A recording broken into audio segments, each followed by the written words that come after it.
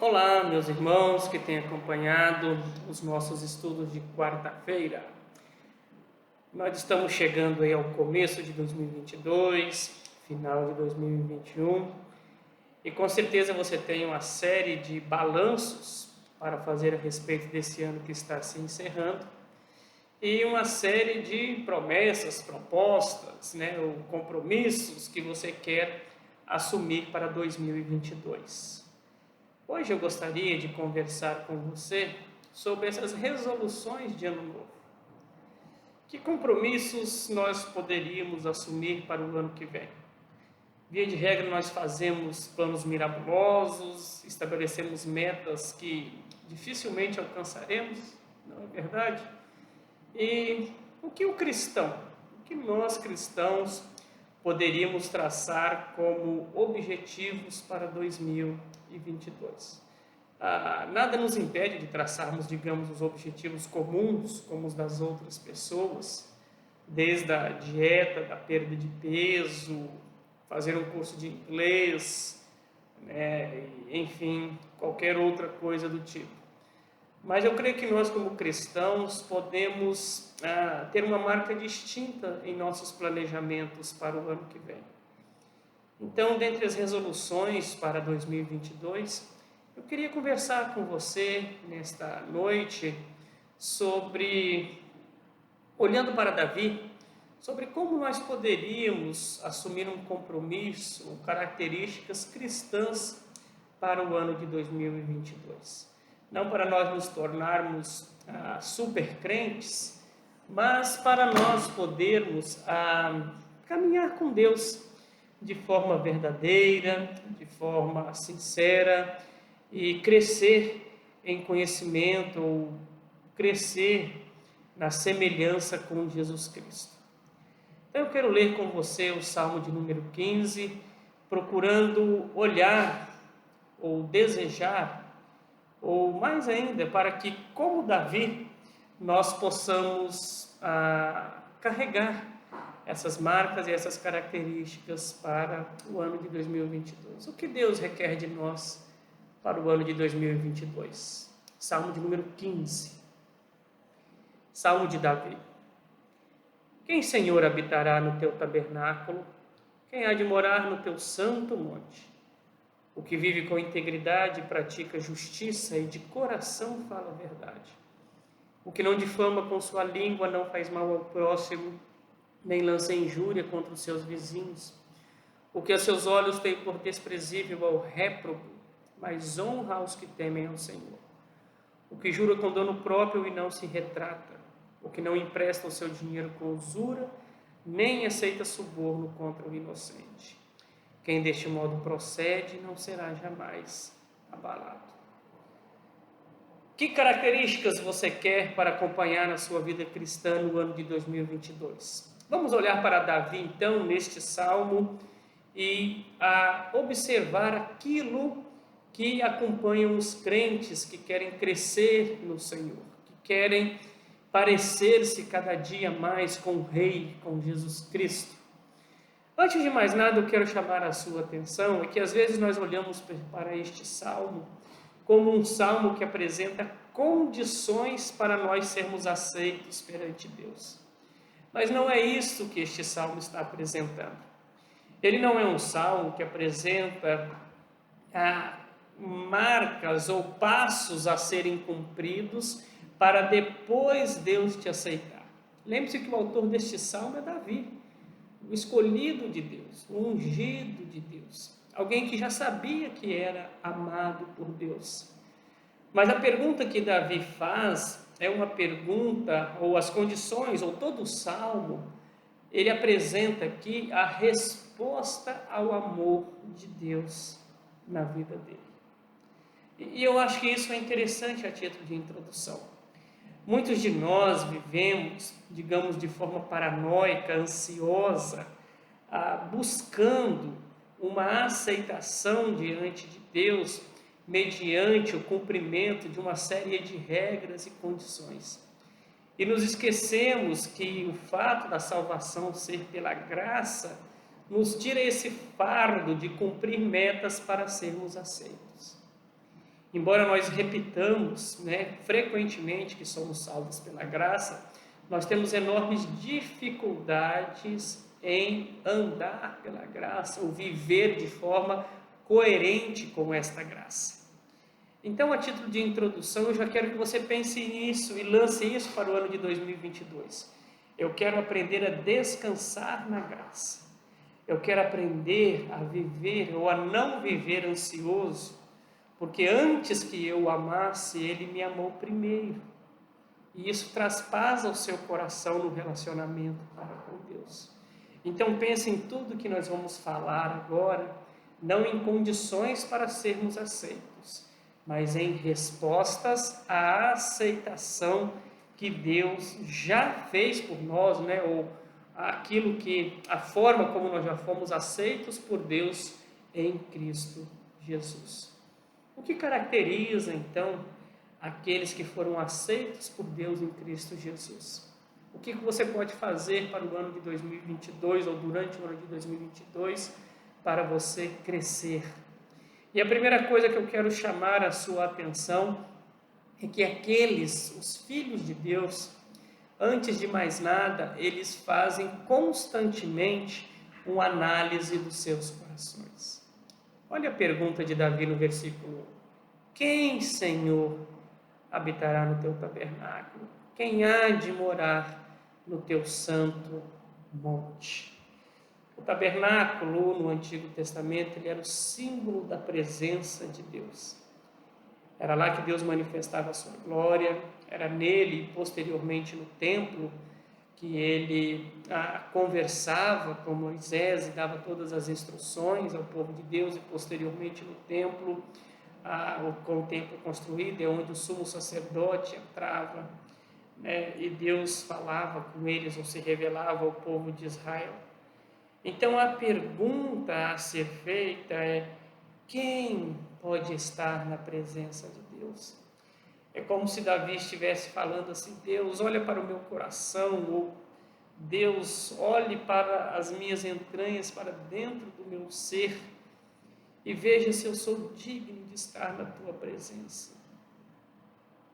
Sabe, meus irmãos, um dos problemas que a nossa geração de cristãos tem é que nós somos hiperativistas religiosos e poucas vezes nós nos colocamos diante do espelho e perguntamos e pedimos para Deus sondar os nossos corações. Davi praticamente repete a mesma pergunta no Salmo 24, quando ele diz: quem subirá ao monte do Senhor? Quem há de permanecer no teu santo lugar? Quem é que pode ficar sendo aprovado por Deus? O que Davi está apontando aqui é que a necessidade de haver uma coerência entre a nossa vida e o culto a Deus. Quando nós não sondamos o nosso coração, nós tendemos a nos tornarmos hipócritas, a ter uma vida externa desligada dos nossos sentimentos externos. Se os crentes se colocassem mais diante de Deus, se os crentes fizessem essa pergunta diante do espelho: quem, Senhor, pode habitar na sua presença? O mesmo Davi, no Salmo 139, promove ou promulga as famosas palavras: sonda-me, ó Deus, e conhece o meu coração. Prova-me e conhece os meus pensamentos. Vê se há em mim algum caminho mau e guia-me pelo caminho externo. É isso que Deus deseja de nós, uma constante análise dos nossos corações antes de nós o adorarmos. Que tal você começar a perguntar isso, por exemplo, se preparando para o culto a Deus? É isso que Davi estava fazendo, essa pergunta. Quem há de morar no teu santo monte, ou quem poderá habitar no tabernáculo, que era o local de adoração do povo de Deus, depois substituído pelo templo? Que tal você fazer essa mesma pergunta antes do culto de domingo? Senhor, quem é que pode estar na tua presença? Se nós passássemos a analisar os nossos corações e fizéssemos essas perguntas para nos achegarmos diante de Deus, diante desse diagnóstico do nosso coração, nós seríamos crentes mais maduros, crentes que poderiam crescer. Mesmo que você talvez esteja num período, digamos, de declínio espiritual, que tal você passar a sondar o seu coração, pedir para Deus sondar o seu coração e assim, diante desse diagnóstico, tratar melhor as suas questões. Então, esta é a primeira ação, ou o primeiro desafio que eu gostaria de chamar, o primeiro compromisso que eu gostaria de convidá-lo para o ano de 2022. Sonde o seu coração, peça para Deus sondar o seu coração. Todo e qualquer tratamento, toda e qualquer resolução tem que começar com um diagnóstico. Que tal você começar a fazer esse diagnóstico do seu coração? Mas uma segunda característica que acompanha aqueles que querem andar na presença de Deus e parecer-se com o Rei cada dia mais, se a primeira é pedir para Deus sondar o seu coração, a segunda marca que acompanha os verdadeiros crentes é a busca pela santidade. Você quer ser santo? Muitos de nós fazemos esse desafio, não é verdade? Porém, o nosso problema é que nós lançamos mãos ou queremos utilizar recursos espetaculares e extraordinários. Campanhas, congressos, imersões, palestras, né, de pregadores famosos, coisas do tipo, muitos até carnês, né? Muitos até assumem alguns carnês aí financeiros, achando que ao completar um carnê, né, de pagamentos poderão obter a promessa e adquirir santidade ou crescimento espiritual. Porém, Davi nos apresenta um outro caminho na busca pela santidade que está descrito nos versículos 2 até o versículo 5 do Salmo de número 15. Eu gostaria que você acompanhasse, então. Se a primeira resolução, então, é a busca ou a pedir a Deus para sondar o coração, a segunda resolução é pela busca de santidade. Em que áreas da nossa vida, então, nós poderíamos fazer resoluções de ano novo buscando a santidade? Primeiramente, pense na sua conduta, nas suas ações. Fale com Deus que você quer viver com integridade e praticar a justiça. Olha o versículo 2, então. O que vive com integridade e pratica a justiça. Essa é uma coisa interessante. Integridade, isso aqui aponta para o desejo da totalidade da vida ser tomada por Deus, a ser orientada segundo o caminho de Deus. Olhe para esses dois verbos aqui, viver e praticar. A noção de uma jornada, né? Todos os nossos hábitos, todas as nossas ações, ou todas as áreas da nossa vida serem governadas por Deus. Que tal você assumir o compromisso de refletir a santidade de Deus até nas pequenas ações, né? O culto que nós prestamos no domingo, ele é reflexo daquilo que nós praticamos durante a semana. Então, durante essas metas de santidade, procure trazer Deus, ou a orientação de Deus, até para as pequenas áreas da sua vida, né? Além do culto de domingo, às vezes nós apontamos a santidade, ou buscamos santidade, achando apenas que é apenas fui repetitivo, né? Mas achando que durante o culto de domingo nós poderemos exercer mais espiritualidade. Mas que tal você viver com essa integridade nas pequenas coisas? Ser um vizinho melhor, ser um marido melhor, como chefe do lar, ser uma esposa melhor. Que tal abandonar a preguiça, por exemplo, acordar mais cedo e dar conta dos seus afazeres? Que tal você ser mais justo nas suas relações? Que tal você santificar as suas redes sociais? Que a integridade, essa é a grande questão, viver com integridade é chamar para todas as áreas da sua vida a soberania e a orientação de Deus naquilo que você faz. Que tal isso? Às vezes, nós sempre queremos expressar nossa espiritualidade durante o culto coletivo. Mas o culto de domingo é apenas uma ponta, né, ou uma das formas de expressão. Durante a semana, nós também devemos ser íntegros naquilo que nós fazemos e praticar a justiça, sermos mais justos nos nossos tratos, como vizinhos, como pais, como filhos, como patrão, como empregado.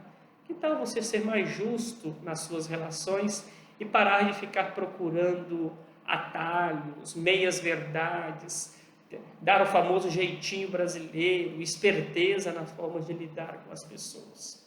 Mas uma segunda característica que você pode trazer como resolução para o ano novo, nessa busca de santidade, que é uma maior preocupação, uma maior santidade nas suas conversações. Olha que interessante.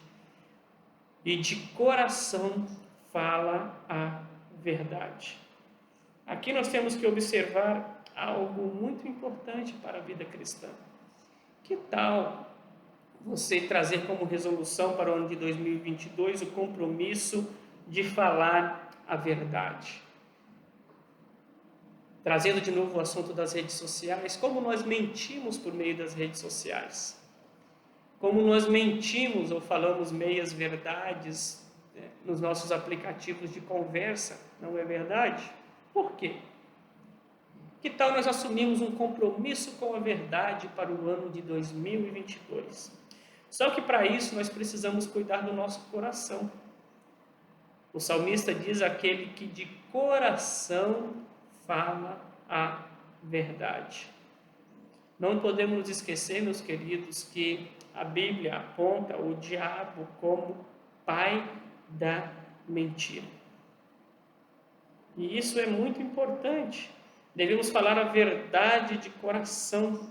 O som da nossa boca tem que ser consistente com aquilo que passa no nosso interior.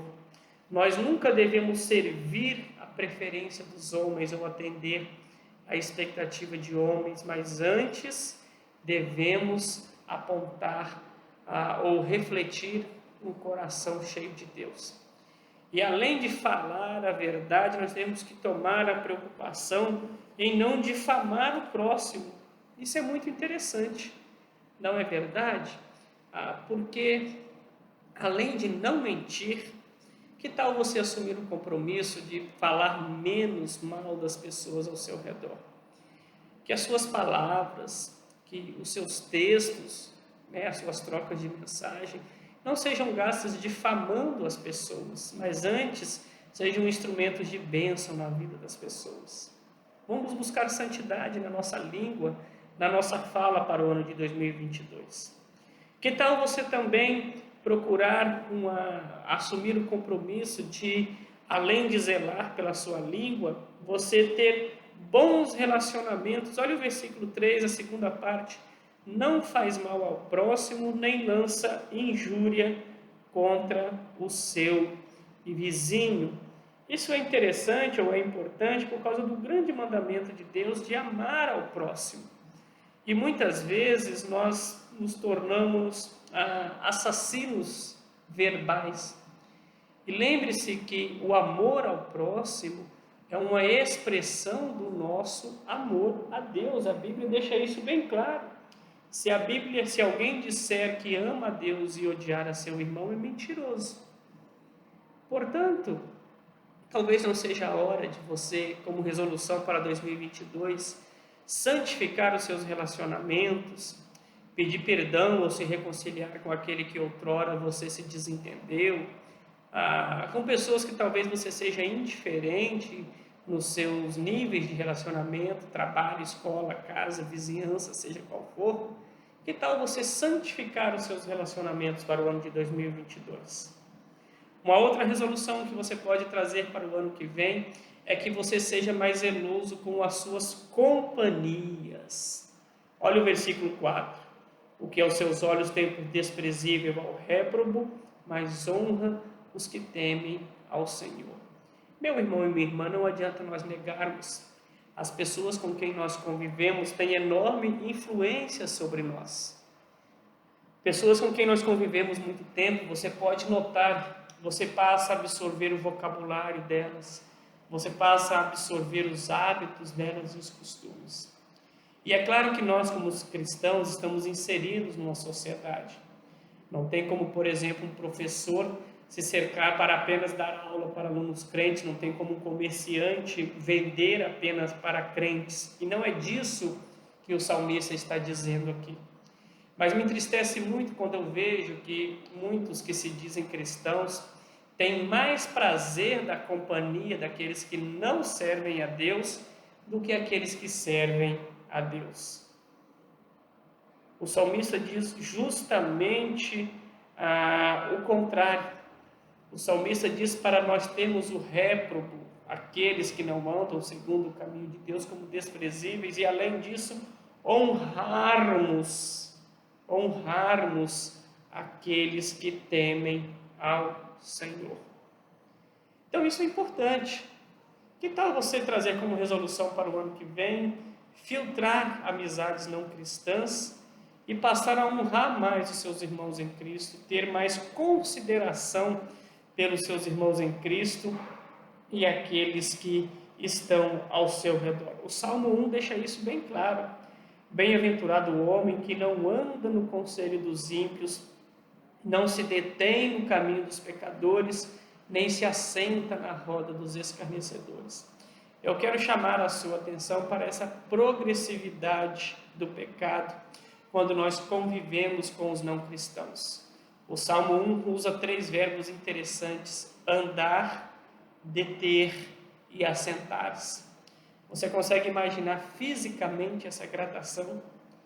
Você começa andando, dando ouvidos para aqueles que não servem ao Senhor. Depois você para ouvi-los.